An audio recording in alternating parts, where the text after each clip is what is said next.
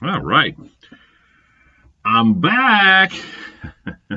Good morning, everybody. Welcome to Pondering. I am Pastor Joel, and this is the Pondering radio program and podcast brought to you every weekday, Monday through Friday from 7:30 to 8 a.m. Eastern Standard Time-ish.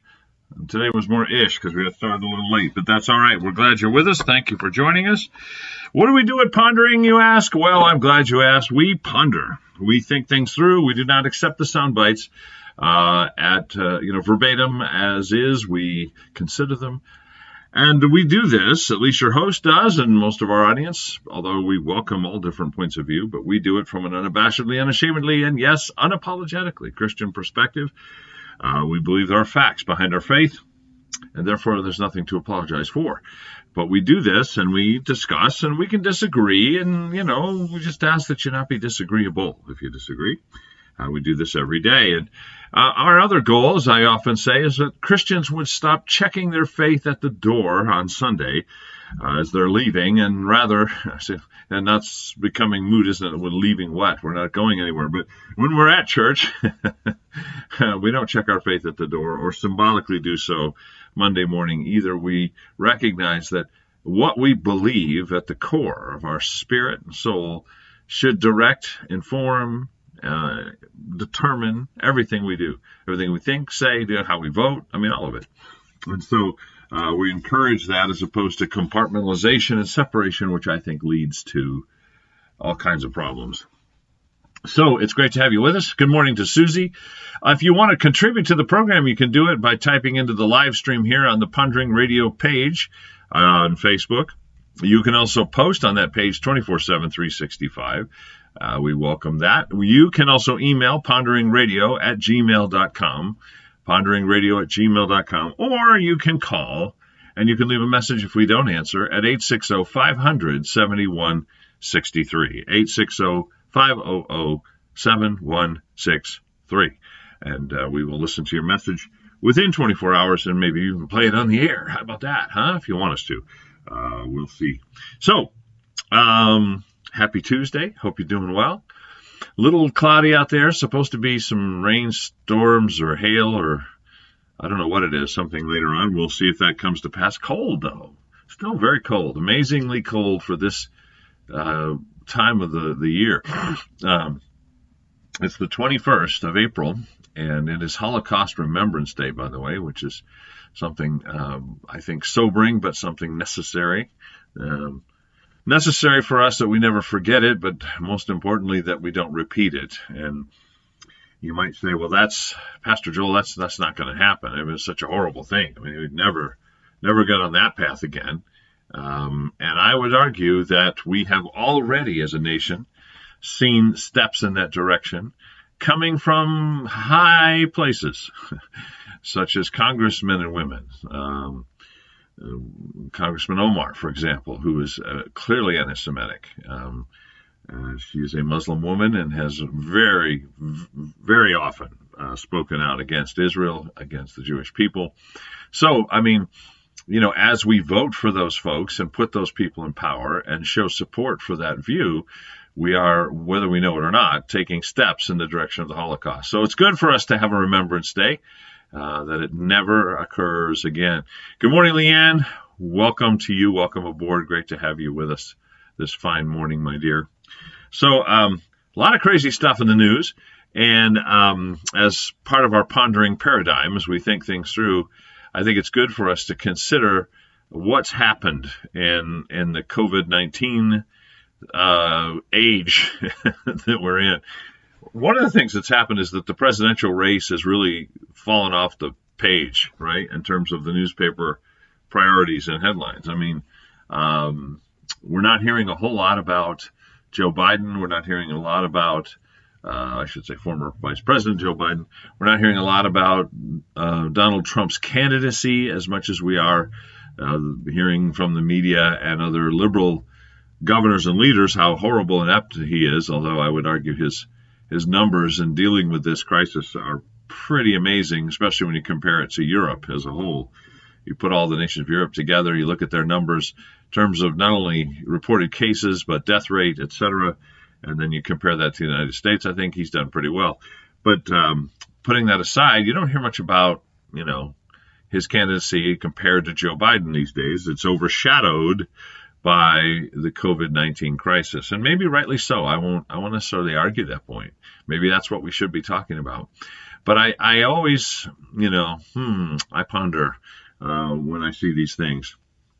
Beyond the obvious that COVID-19 is fear-based, and fear and negativity sells in the newspaper and televised media business. There's also the question of, as I've said earlier, their hatred for Donald Trump, absolute hatred for him as a conservative, and the desire to make him look bad, which I watched this ABC, was it ABC News last night? And I'm just the whole time going, really? Can you? Oh, gosh. And in fact, the local news affiliate for ABC, this was in, I think, Springfield. I was cracking up about they give you all this horrible news. Oh, gosh, you'd think that as you walk out your front door, you're going to be tripping over the bodies of your neighbors just lying there dead. And then at the end of the broadcast, he says, this is a stressful time, so we want to leave with some feng shui. I can't even say this with a straight face. And they show this picture, a video of a waterfall for about 30 seconds, and then they cut to the network news. And I'm just thinking to myself, okay, so you've basically told me that we're doomed. There's no hope for anything, and largely it's because of Donald Trump, but the whole thing's falling apart. But here, let's help you feel better. Here's a waterfall. This is so transparent and so ridiculous.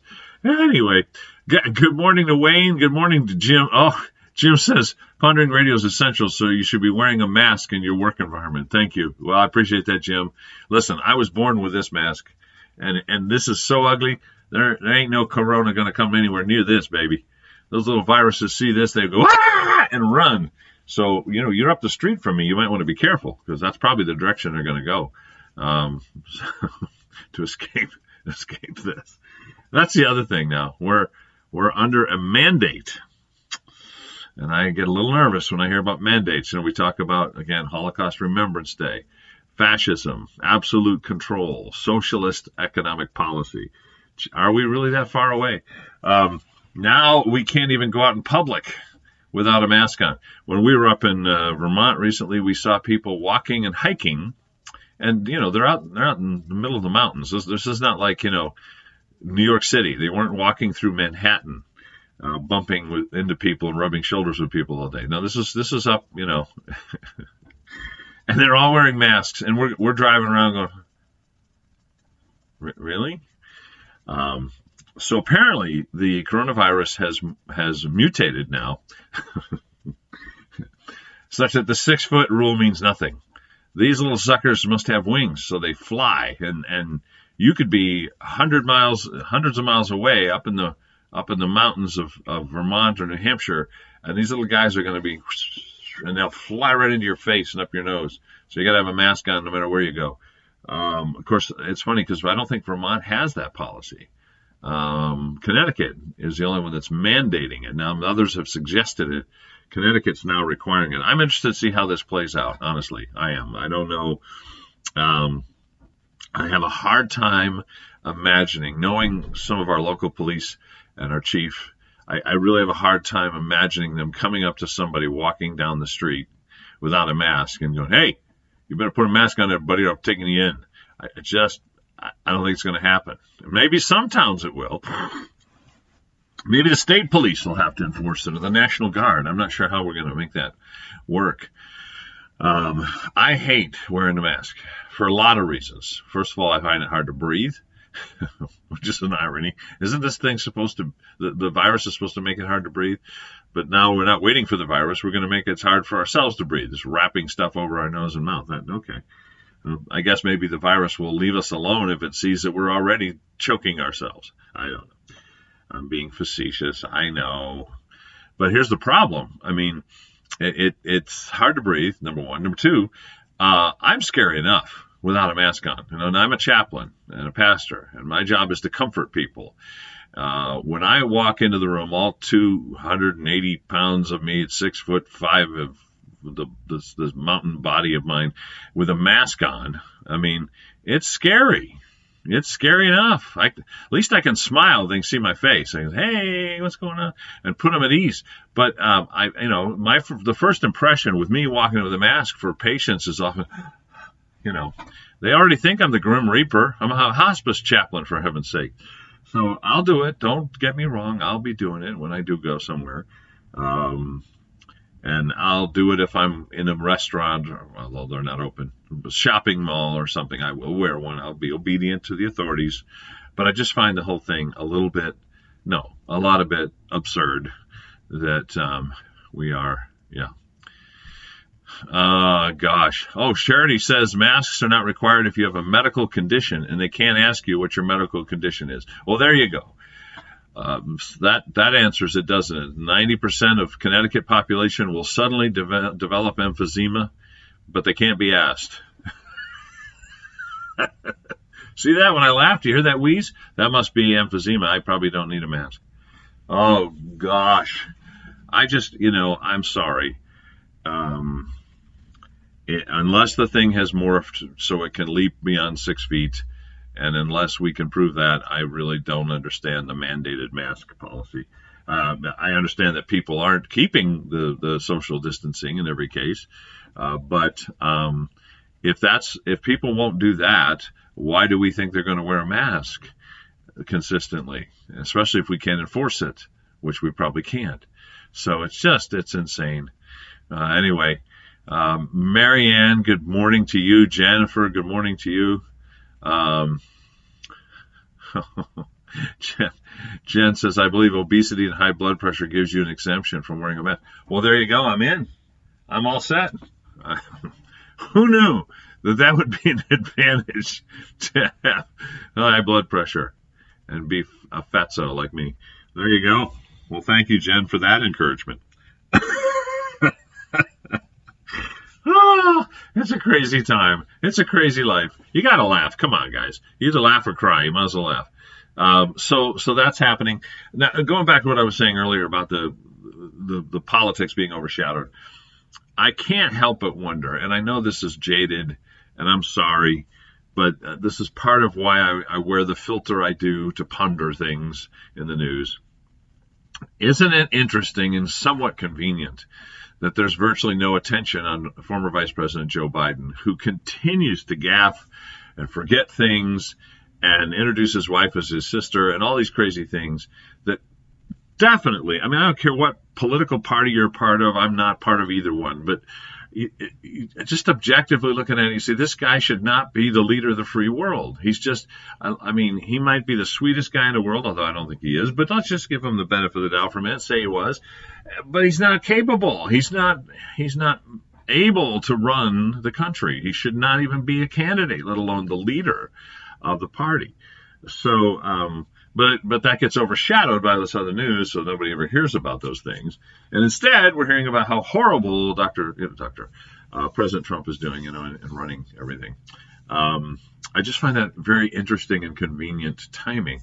But here's the thing that you're not going to hear on ABC, CBS, NBC, MSNBC, CNN, any other alphabet soup we come up with. You're not going to hear this, but I think it's true. I think it's very intriguing. So they're talking about Donald Trump. He's a horrible leader and didn't get enough testing kits. And it's all about testing now. Boy, if we could just get everybody tested, we'd wipe this thing out in 30 minutes, I wonder why they think that's true and why most people are gullible enough to believe that line. It's okay. So let's say we had 350 million test kits drop out of heaven right into the middle of the country right now, today. How many people would actually go and get tested? Unless they mandate it, and then again, they'd have to go door to door and enforce it. There are millions of people who wouldn't be tested. If they didn't feel any symptoms, if they want to be bothered, if they think ignorance is bliss, and therefore they're real happy. People that oppose vaccinations are not going to want to be tested because they don't want anybody shooting anything in their arm. So, come on, let's get real here. the availability of test kits is not the solution to this problem. Finding a vaccine or a treatment program for people who get sick, that's a real good solution. But test kits, really? That's what's holding us back?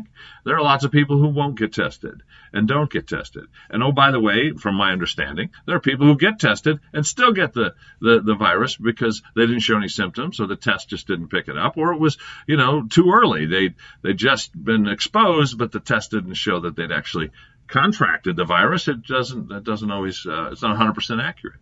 So the idea that's being pushed by Governor Cuomo in particular and others is that Donald Trump screwed up because we don't have enough test kits. And if we did, we'd have this thing wiped out. Absolutely, it'd be done. I don't believe that, number one. And I think what's interesting is New York has the worst impact, has had the most devastating impact of COVID-19 of any city. And I guess by extension, because of that, the state. And yet it's run by flaming progressive liberals. I mean, you take Donald Trump and you go 5 million miles in that direction and then put a stake in the ground. That's where they stand compared to his policy and his conservative values, etc. So they are failing horrifically in terms of the percentages compared to other states and cities. In more cases, more deaths, fuller hospitals, whatever number you want to use, whatever metric we want to throw out there. And we could add Connecticut right alongside as governor. Our governor goes right along with Governor Cuomo of lockstep, and even more so, even more extreme, like the new mask policy, right? If liberalism and progressive philosophy and policy is so powerful and wonderful and effective and brings nirvana and paradise and everything all in one fell swoop, how is it that the most liberal and progressive states are struggling the most, having the worst effect, having the least effectiveness in terms of combating this thing? And how is it possible that they're able to turn that around and point back at President Trump? So I just something to think about. I wonder how much of our media push and negativity has to do with politics more than it does practicality. Having said that, does that mean I don't think the virus is dangerous? No, I do think it's dangerous. I've seen people, I know people that have gotten sick and died. I've had patients I've cared for who have died.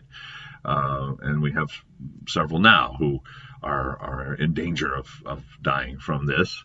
Again, most of them have pre-existing comorbid conditions, but nonetheless, it's devastating. I know that.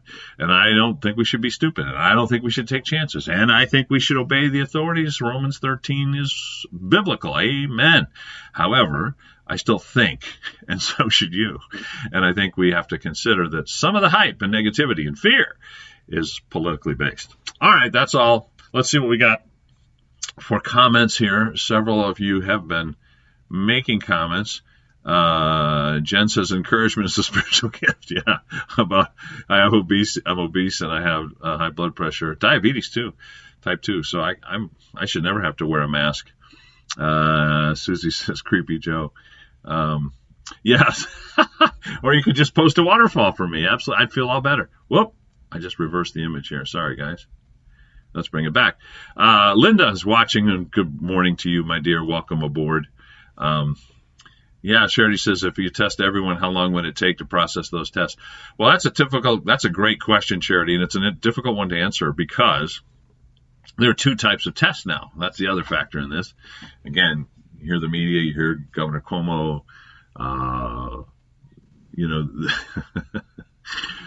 Governor Lamont.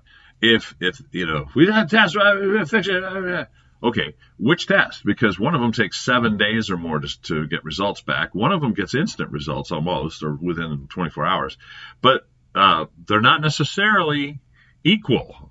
So which one do you use? Which one? Now, one is easier to make. It's more readily available. It's more efficient in terms of having people drive through, get a test, keep on trucking. That's true, but isn't necessarily as accurate as the other. We don't know that. Maybe that's out there. Maybe I'm wrong. I have not heard anything scientific to show necessarily that this newer, quicker, faster, whatever is as good as the other one.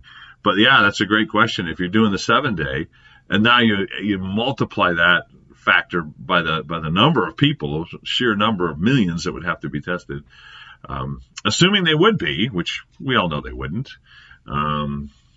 So, and by the time someone has symptoms, they've already spread it. So that's the other factor, right? So let's just walk through a simple scenario that shows why this argument is political and silly. If there are 10 of us, okay, and 8 of us go get tested, okay, and let's say we use the quick test, and let's just assume it's accurate and 100%, okay, which it's not, but let's just say it was. Okay, and so 3 of us get, the 3 of us have it, and we get hospitalized, okay? The other 5, we don't have it. We go back to business as usual, thumbs up, tell our family, friends, hey, I'm all right, I'm good. Now, 2 of us refused to get tested. We probably didn't have symptoms, we probably didn't feel anything, we didn't see a need to do it, so we just didn't do it, or we just rebel against everything, and we're just whatever, to the government and to the man, and so we don't get tested. One of the 2 of us could easily be carrying it and have no symptoms. We've seen that around the globe. Absolutely true. The 5 who just got tested and we're all doing great, see the one as someone that's healthy and doesn't have any issues, and we're social distancing, but maybe we go to Florida and we want to hang out on the beach. Okay, because the beaches are open now, by the way, if you want to go to Florida. Well, guess what? This person without symptoms who didn't get tested can pass it to all 5 of us within 24 hours, okay? And maybe most of us don't show symptoms, or we don't right away. And we've already been tested, so we're good. Hey, it's all set. Do you see how quickly this becomes a moot point, where 3 or 4 of us come down with it now? And even if we get tested, we've exposed 5 or 10 or 15 more. And so the idea that we're going to have this magic test that's going to pop down from heaven and then everything will be solved is just a flawed argument. So there you go. Jen says they now have the rapid test. Rapid test. Yeah, we're testing for rabies. I'm losing my mind. Originally it took 5 days. Yeah, I know they do have those. I'm just questioning the accuracy. And I'm not saying they're not. I'm just saying usually fast food is not as good as the other stuff. So I don't know that maybe it's going to be as accurate, but we'll see. I hope it is. Good morning to Ed. Great to have you with us. Jen says, what do you think of the new proposal for tracking positive tested people using their cell phone GPS? I think that's a disaster. I think that's another government overreach. I think that makes my libertarian bones shake. They want us to track us when we've traveled, and they can come and see who we've come in contact with. Well, listen, if you're positive tested, you should be hospitalized and quarantined, period. So you don't need a GPS to track you. I mean, you should be in the hospital. You should be in some care center, and you should be isolated. I don't have a problem with that, and I think most people that would test positive would want to be so they get the right care. But once they're better, do they still need to be tracked? I don't know that we have evidence that shows that once they're better, they are still a carrier. In other words, that they're still a danger to others. I don't know that that's out there. I think this is just an excuse for government overreach. Yeah, a little too big brother, she says. I agree. Ed says, I've heard antibody test is best. Takes time. Yep, it's not the quick one. Yeah, I agree, Ed. I think you're right about that. That's what's sticking in the back of my head when I'm thinking of the quick test versus the other one. I think it's best to quarantine the sick. Yep. Vulnerable groups, let the majority get back to work with precautions. Amen. Preach it, brother. There you go, being logical, you silly man. How dare you? Get in line. No, it's true. And you've heard me on this show talk about herd immunity, which is a medical fact that as you take a community, whether it's an animal community like cows or birds with the bird flu, whatever it is, what you find is a virus will attack that population because it fits, it works, it has impact there. And as that population is exposed, more and more become immune. As the immune systems of those critters start to kick in, they develop immunity. And so as the virus sort of hops from host to host, it finds fewer and fewer places to survive and thrive, and it eventually dies off. It just fizzles out. Lifespan ends. There's nowhere else to go, and the virus is gone for the most part, or at least dormant. And that doesn't happen if there's no exposure. Now, I'm not saying we should intentionally expose people, especially not the sick and elderly and fat and hypertensive like me. But we should consider that when we isolate everybody, those that might be young and healthy in particular, we don't develop herd immunity. And so we're dependent on medical immunity created by a vaccine or something, which we don't yet have. And the beat goes on, and the virus just continues to do its thing. So there's something to be said for what Ed wrote there, that, we use a test that might take time, but it's more accurate. If someone is tested or is positive or is very vulnerable, like the elderly in nursing homes, we isolate them. I'm all about having COVID wings in nursing homes. Some of our facilities are doing it. Others have refused to do it. I think the refusal is a mistake. I think that if we don't isolate and then have separate entrances for COVID wings in some of our facilities, it's just a matter of time before these poor people, and they are, and it breaks my heart that they're a captive audience laying there unable to move and vulnerable to the virus, and we're not. And we've had people I know of, a friend of ours, who got the virus from a roommate. What's she going to do? Can't get up and run away. She's laying there, and this person has it. So guess what? Eventually the people working on both of them pass it on unintentionally, but nonetheless. So I'm all about having isolation wings within nursing facilities and hospitals, separate entrances, rules like they have on us as hospice professionals. We can't go visit someone in a COVID wing and then walk outside and come back in the main entrance and visit someone in the non-COVID wing. No, they make you wait at least 24 hours before you can come back. You have to have new gear, new protective gear, the whole thing. So I'm all about that stuff. I think that makes total sense. But the rest of the population sitting in their house, eating bonbons, watching I Love Lucy reruns, I don't think that's helping us. I really don't. I think that has more to do with government outreach, overreach, control, maybe even a desire to see economic failure at some level. Again, why? To hurt the president, because they have no other option to beat him. I know that sounds jaded and conspiratorial, but I don't see a whole lot of evidence to suggest that there's another good reason. I see what Ed wrote as being more accurate, that as we go back to work and the population is out there, we will develop more of a herd immunity, and ultimately we'll beat this thing without creating another Great Depression in the process. So Ed says, yes, all caps. Thank you, Ed. Anyway, we're out of time. We're over time, as a matter of fact. Just thought we'd do a little update there. So, again, ponder, think things through. Do not swallow the sound bites. Do not become discouraged. God has got this, and I believe it will end suddenly when the time is right. We need to stay faithful, and we need to be wise as serpents, but harmless as doves, and keep encouraging each other. And yes, this too shall pass. Amen. And so we'll be back tomorrow. Listen, in the meantime, tell your friends, neighbors, and complete strangers about Pondering. Check out Lifeway Church, our sponsor, lifewaych.com. A lot of good stuff happening online and in small group settings, etc., virtual meetings, and just wonderful opportunities for you. So check that out, lifewaych.com. We will be back tomorrow morning at 7:30 Eastern Standard Time. In the meantime, keep praying. Do not check your brain at the door. Keep on pondering. And we'll see you at 7:30 tomorrow. God bless. Bye for now.